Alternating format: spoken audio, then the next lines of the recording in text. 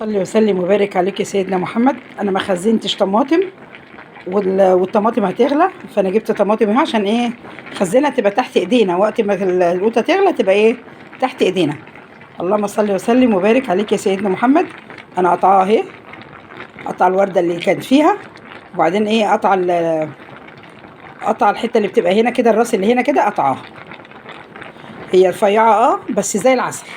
عايزه اقول لكم مسكره جدا، يعني رفيعه كده وصغيره كده، بس ايه؟ بس جميله معسله. يعني طول ما الواحد عمال يشطف فيها عمال ياكل فيها. احنا حاطينها على النار اهي من غير ميه خالص، ما فيهاش ميه منها فيها. وبعدين لما تستوي بقى كده وتقصر وتعمل هنضربها بقى في ايه؟ في الخلاط ونشيلها. اللهم صل وسلم وبارك عليك يا سيدنا محمد. القوطه اهي اتسبكت، ما حطيتلهاش ميه ولا اي حاجه خالص، هي منها فيها. هنضربها بقى، مستنى ما تبرد واضربها بقى ايه؟ في الخلاط، تبقى تحت ايدينا. القوطه تغلى نطلع ايه منها، هنعملها اكياس اكياس كده.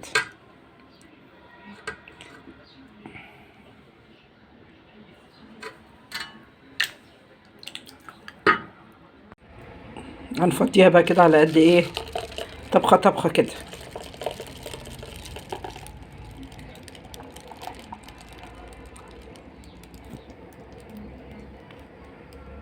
خلصنا الصلصه اهي، بسم الله ما شاء الله.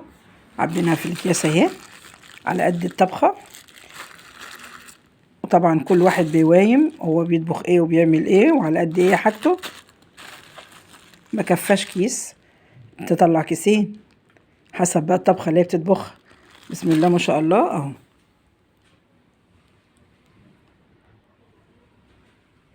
دول بسم الله ما شاء الله 10 كيلو طماطم.